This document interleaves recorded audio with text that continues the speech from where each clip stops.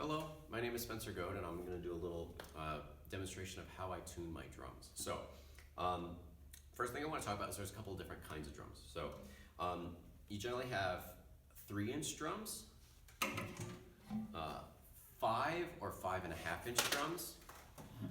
This is almost always called a 6.5-inch drum. It's a little bit, you can tell it's deeper. And you have a field drum, which is usually about 12 to 14 inches in depth, okay? Now, they're all 14 inches in diameter. For band, in a band class, you almost 90% of the time use a 5.5-inch drums. They're sometimes called 5, sometimes 5.5, same thing. If you think about it and you think in terms of a kid playing trumpet, they can overblow the instrument all the time. Well, if I play this little 3-inch drum right here and really hit it really hard, I'm gonna overplay the drum and it's gonna sound distorted.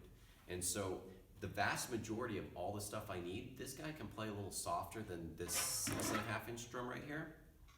And this gets done 90% of everything I need. So you'll talk to sometimes these professional players and they have all these multiple drums and they'll say like, well, yeah, I have all these drums, but I pretty much only use this one because this 5-inch drum does everything. And I had a 6.5 and a 5-inch drum for a number of years that I've been gigging, and I pretty much only use my 5-inch drum. That's it. The only exception that would be is you really also need to have a field drum. And so actually I have mine set up as a tenor drum, which means I don't have snares on the bottom. So when I do marches and stuff, I double the snare drum with a tenor drum. And that's an old school way of stuff used to be done, and I like marches that sound that way. But you can do it with the snares on too, it's totally fine. That's the starts with just what drums there are. Now, let's talk about how to tune drums. Now, there are 3 big ways of tuning drums. And I'm gonna talk about the least useful way in a first. But first off, if you have both heads tuned to the same pitch, this head tuned, the bottom head tuned higher and the bottom head tuned lower. I'm gonna talk about the least useful one first, and just get out of the way. If you tune the bottom head lower, you get a sound where you get the high pitch and then you get the low pitch. And it sounds like boom, boom, boom. It sounds like boom. And if you hear a drum that sounds like that, the bottom head is lower. And so if it sounds like an 80s like rock band, ba-dum, ba-dum, ba-dum, ba-dum, boom, boom, like that. Everybody knows that drum fill. Now the next most common one, and this is probably the one that this is the one I recommend for all drum set drums, is tune both heads to the same pitch. Well, what pitch is that? Well, generally A or A flat. If you go above an A, it sounds too choked. And so in my personal experience in doing this for over a decade, I like A flat. And so I tune this to A flat and I tune that to A flat for a drum set. When you have the 2 heads tuned the same, you're gonna get a lot of sympathetic vibration and have a longer sounding drum. And so a longer sounding drum response. And so playing that rock and playing jazz, the drum set is a situation where the drums are more prominent in the ensemble.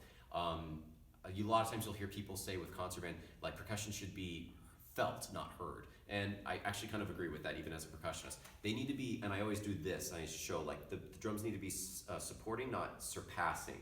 And they see that hand motion I do, not surpassing the band. And so they need to be supportive right there. That all being said, let's talk about actually how to physically tune the drum. So everybody knows pretty much, this one actually has the numbers drawn on it. So when you tune the drum, you're gonna tune, and you want all these pitches to be the same. You're gonna tune like this. You tune this guy first and then come across, slide over, back, slide over like that. The reason we do that is because we don't wanna warp this metal ring on top. This is called the counter hoop. The part of the drum head that came with the metal ring in it, that's the hoop, and this is the counter hoop. This is the hoop that pushes down on the other hoop. So the counter hoop. Now, another little trick that you want to do is when you're tuning, you want to mute the head. If you think about, if I'm going to try and just play like a little about a centimeter off from this guy and try and listen to that guy, though, if you can think about ripples moving through water, when this comes around, it's going to hit all these things and bounce back. Well, that sound wave is going to move across the drum, and it's going to hit all these other ones, I'm going to hear all of them. So I need to mute it a little bit.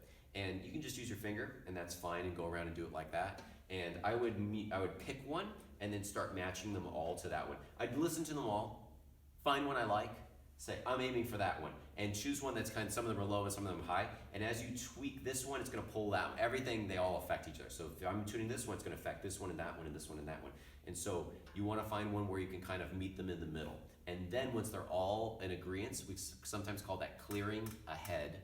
I like to say clearing the head. Once they're all clear, then you can raise that whole thing up or down and get it to the pitch you want. Again, I like A flat. So my other trick is once I have it all cleared like that, and this is from years of being like the equipment manager at universities and tuning a lot of drums, you know, week in and week out for years, is hold the lug you're starting on. So if I'm gonna start here and I'm just gonna go around, I'm gonna come here, tune, tune, tune, tune, tune. If I'm just bringing everything up equally like a half a turn or a quarter a turn or whatever, and then I get back here, I know where I started. Never let go of that, because I would do this and I'd be like, oh man, where did I start? And then I'd have to like go back and go back one step. Hold that lug. Now, tuning the bottom head. First thing you need to do is take this guy off. Take the snares completely off, and I'll tell you how to tune it in a second. And the same thing, come here. If you're doing a drum set snare drum, tune them both to A flat. And if you're doing a concert pitch snare drum, we'll talk about in a second. But tune it all like that, and then hold it and do your thing, and blah, blah, blah. Now, right here, tuning the snares themselves. Now, I'm gonna detune this guy. So every one of these drums has a fine tuner. This one comes straight out. Most of them actually come up and down like that. So what you wanna do is put it on loose, you know, put this in the middle and then strap it on. I can't remember if I do it with the snares on or snares off. You'll have to figure that out. And then probably put it on with the snare on, and then right there it'll still be loose. Now, about 2 to 3 centimeters from the head, 2 to 3 centimeters from the head, that's where I'm going to play piano. Okay, piano. And so right here, I'm going to turn this on and tighten this fine tuner. This is called the fine tuner. Very slowly, just like a fine tuner on a violin, until I start to get some snare response. Ooh, there it is. And then I want to play, and I want to find the spot where I like that soft sound. And how articulate is it? So that sounds good enough for my piano, if I want my piano to sound like that. Okay? Now, I also need a forte. So from the middle point, which is a nodal point on the drum, come about 2 to 3 centimeters this way, back towards the edge, and I'm going to play my loud right there. And I want to find where my spot is there that it sounds good. And I might usually have to tune it a little bit more, but you're finding a compromise between the soft and the loud and making them sound good. You might also want to play with tightening it up too much, that snare too much, and see how it really sounds way too tight. It's going to sound really super choked. You see that sound? Now if I back that off and I get it back down to where it was, went too far.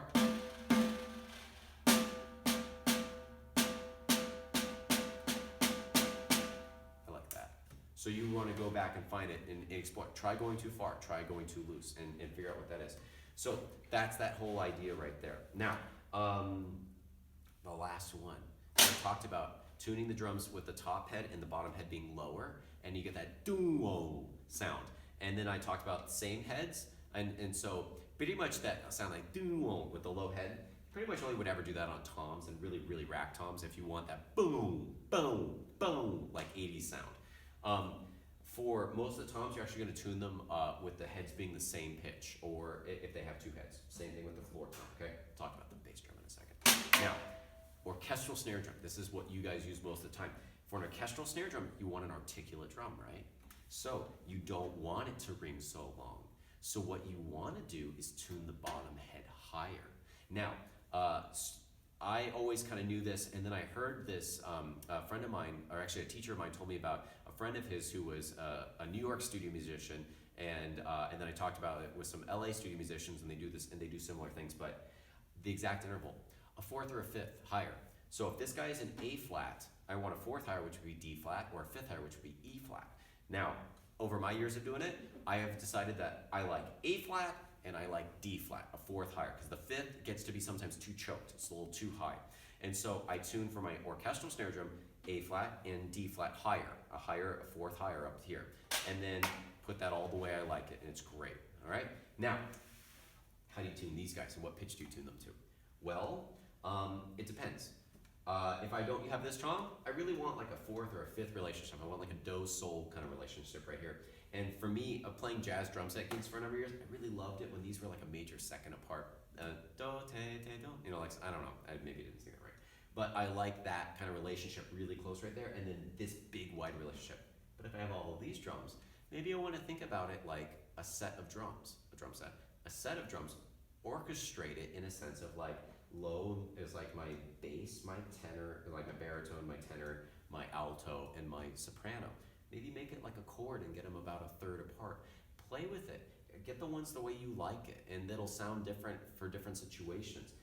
But I usually you got to think about it like a chord and tune them about a third apart, and it'll be funny. Like you'll make a major chord and you'll make a minor chord, and it'll be weird. Like, oh wow, that's really interesting. But play around with it, and that's what it is. But you got to get both the top and the bottom heads usually to sound the same, because these are resonant drums. Okay, these are not articulate drums the way you play rhythms like on the snare drum. And you don't want them, unless you're going for that 80s thing of boom, you don't want them to have the lower head be lower. Okay, so kick drum. So with the kick drum, let's talk about the other side first, the resonant head. The resonant head needs to be as loose as possible. So tighten it on, it has wrinkles, and then tighten it slowly all the way around to just figure out to the point where it doesn't have wrinkles. That's it. There's nothing magic about it. With this guy, the batter head, the side that you hit, the beating side, the batter head, you want to have it just a little bit tighter than that. So put it on, take all the wrinkles out, and then tune it just a little bit more. Play it with the kick drum and the kick pedal, and just see what you like. You really need to have some muting on this drum head. So buy a nicer drum head. It should have a second piece of plastic. This one has a second piece of plastic just inside. Get that second piece of plastic or a drum mute inside. And I really, really suggest you buy a high quality batter head. The other head doesn't matter too much.